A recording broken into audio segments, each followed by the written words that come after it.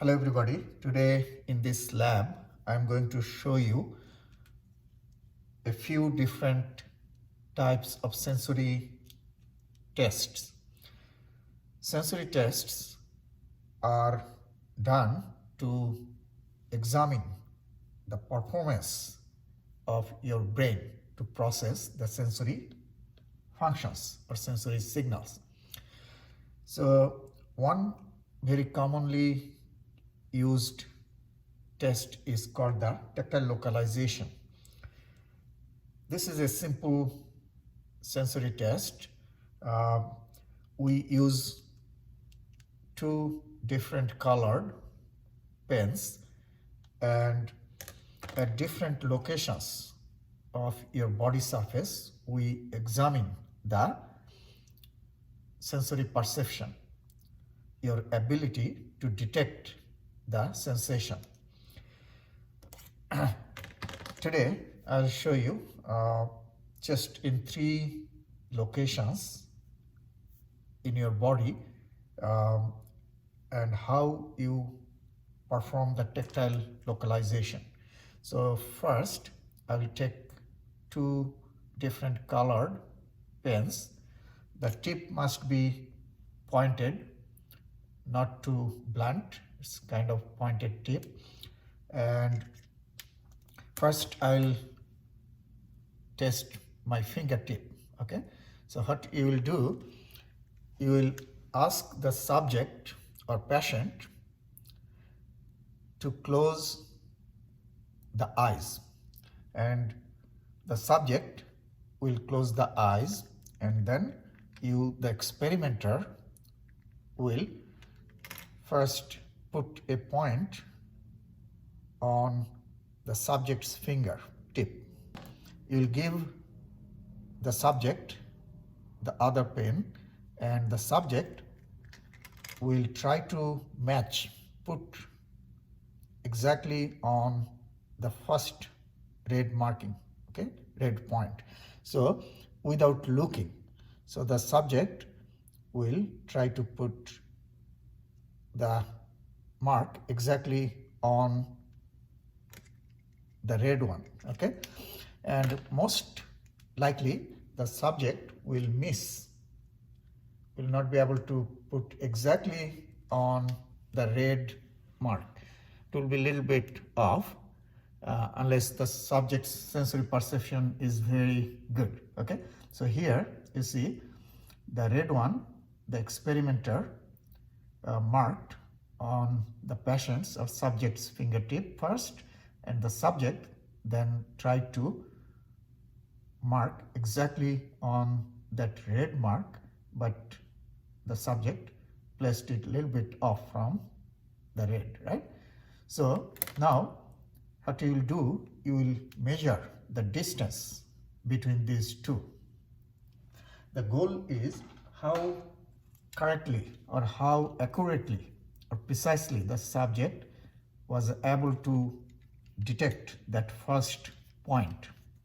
Okay, so now you will use this tool. This is called the slide caliper. It is actually like a scale. Okay, so you will use the slide caliper to measure the distance between these 2 points. Okay, so you see slide caliper has 2 sharp pointed limbs, so you can move these 2 points by sliding this blue part of it. Okay, so I'm going to measure the distance between the red and the blue. Okay, and that is the measurement you need to take. Okay, then I will do the same thing again. I will repeat the same again on another finger. So the experimenter is going to put another point here. The subject is not looking at it. The subject's eyes are closed. So you will give this to the subject, and the subject or patient will try to match again, and then you see here 2 points in the fingertip, right? Now you will measure the distance between these two by this slide caliper. Okay, so this is another measurement that you got, right? Here I can see it is 4 millimeter, the distance. Okay, first one was 3 millimeter. So this way you will take 3 measurements, okay, and then add those 3 and divide by 3 to get the average value of those 3. So if you get 3 millimeter first one, 4 millimeter second one, and then again 3 millimeter third one, then you will add those 3 and 4. That means 10. Then divide 10 millimeter by 3. That will give you the average value. Okay, so that would be 3.33, and that is the value of your tactile localization. Okay, then you will do the same thing on the palm, and you will mark again with the red one on the palm, and then we'll ask the subject to put exactly on the red marking, and then you will measure the distance between these two, red and blue, okay, using the slide caliper. So that way you will do 2 more. So after you get 3 different numbers, you will add them and divide by 3 to get the average value. Okay, then I'll do on the forearm, ventral forearm or anterior surface of the forearm, and I'll again mark with the red one and ask the subject to just try to put exactly on the red mark and measure the difference or distance between these two. Okay, and you will do 2 more times and get 3 values and add them and divide by 3 to get the average tactile localization value. Okay, usually we see that the tactile localization is. Now I'll do another sensory test that is called the 2-point threshold discrimination. So 2-point threshold discrimination. So we use the slide caliper for 2-point threshold discrimination test, and the subject will be asked to close the eyes and tell the experimenter how many points the subject feels on the skin. First we'll do on the fingertip. So what you'll do, you see the 2 pointed ends of the slide caliper, and you can increase or decrease the distances between these two, right? You can put them together, that is 1 point here, right? And then you can gradually increase the distance or gradually decrease the distance. Okay, so there are different ways you can change the distance during the test. One way is, first you will put these 2 points together and touch the fingertip, and very softly, don't press too hard, soft touch, and ask the subject to report you or tell you how many points he or she feels. So this is 1 point, right? So you touch softly just for a second or 2 and then move it away, and ask the subject how many points. If the subject reports that 1 point, then you will gradually increase the distance between these 2 points, okay, of slide caliper. You can increase the distance in 1 millimeter increment. So first 1 millimeter and touch again. If the subject reports again single point, you write it down, and then 2 millimeter distance, okay, and touch again and ask how many points, okay. So at 1 point the subject will be able to report or tell 2 points, okay, and you write down that number when the subject reported 2 points, okay.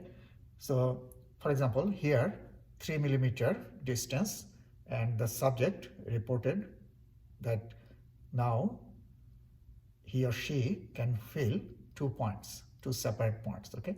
But at 0 and 1 and 2 millimeter distances, the subject was not able to discriminate 2 points, okay. So that is the minimum distance the subject can discriminate 2 points, right? Then you do in another fingertip.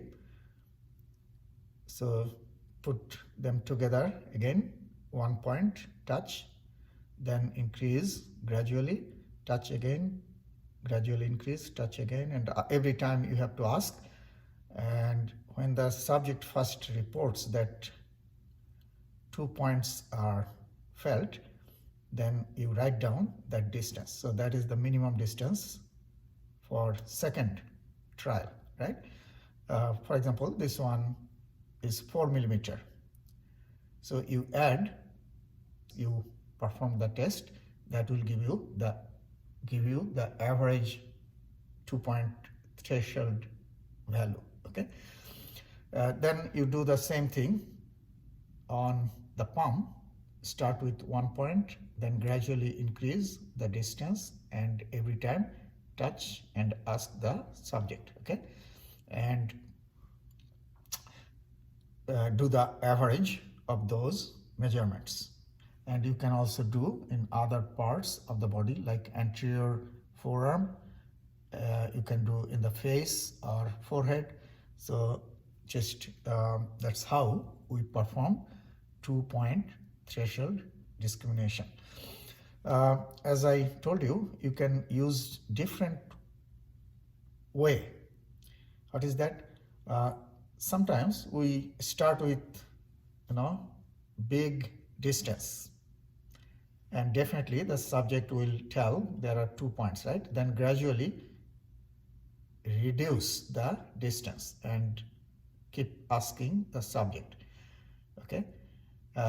That is another way to do it. Your goal is the minimum distance the subject can discriminate 2 points. Make sense? Or you can just do randomly, go like, here is 20 millimeter. So this is 20 millimeter. You can start like that, then go to 1 millimeter, then go to 10 millimeter, and keep asking, randomly change the number and see the shortest distance the subject can discriminate 2 points, okay. So you will do 3 times in each location, like on the fingertip you'll do 3 times and add them and divide by 3 to get the average. You'll do 3 times on the palm and do the average, okay. So that is another very good sensory perception test we do in the lab using the slide caliper, okay.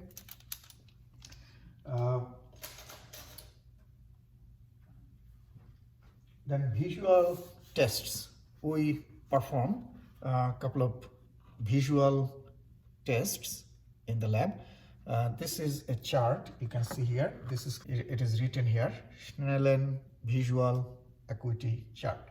And using the Snellen visual acuity chart, we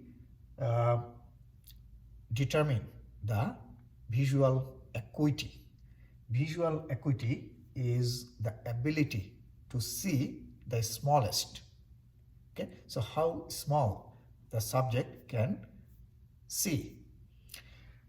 We put a Snellen chart on the wall and ask the subject to sit or stand 20 feet away. Okay, and the experimenter will stand beside this chart and will ask the subject who is standing 20 feet away to close one eye and see this chart with one eye. Okay, so first let's say you instruct the subject to close the right eye and see this chart with left eye and ask to read these letters. Okay, and see how small the subject can read. And beside each line you see the visual acuity value. So for example, if the subject can read this line but cannot read these letters, you will go back to this line and write down this value, visual acuity 20/40. Okay, so this way we perform the visual acuity test by using the Snellen visual acuity chart. However, remember, not necessarily you have to use the letters, because many people, they don't know in different parts of the world how to read the letters, how to read or write. So in that case, you have to use pictures. For example, house or table or chair or any animal pictures. Your goal is not to read the letters, to determine how small you can see clearly. That is the visual acuity, the ability to see the smallest and clear. Okay, so this is the most popular chart we use to perform the visual acuity test.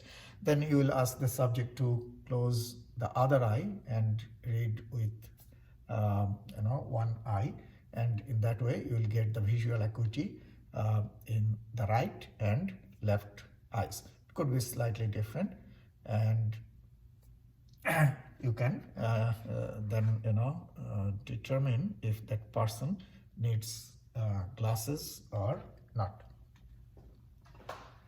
Another visual test we perform using the Ishihara's color blindness chart. So this is a book. This booklet has 14 charts or pages, and using those 14 pages we determine the color blindness. Okay, this is the most popular method of color deficiency or color blindness test, using the Ishihara's 14 pages chart. So I'll show you how the charts look like. You see here, you will hold this chart in front of the subject and will ask the subject to read what is written here. Okay, the number is here, or any line is on the chart. So here I see 12. So if the subject reports that he or she sees 12, you will write it down. The chart 1, 12. Then you will go to chart 2. Okay, this is chart 2. You will ask the subject to read what is here, and this is 8, I can see. So if the subject says 8, you write it down. Then go to chart 3. In this way you will go over all those 14 charts. This is chart number 4, this is 5. So this way you'll go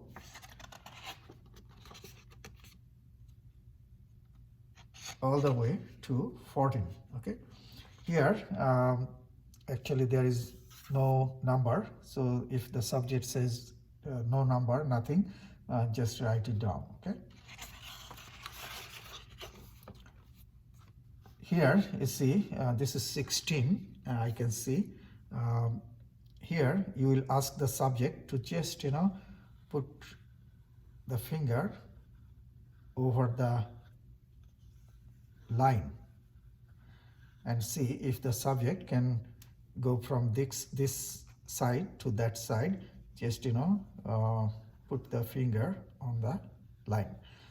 Okay, so if the subject can perfectly see that line, then you write it down. Okay, so not necessarily all the charts have numbers. Charts, most of them have numbers, but a couple of those have the lines that you have to follow. And after you finish all those 14 pages, then there is a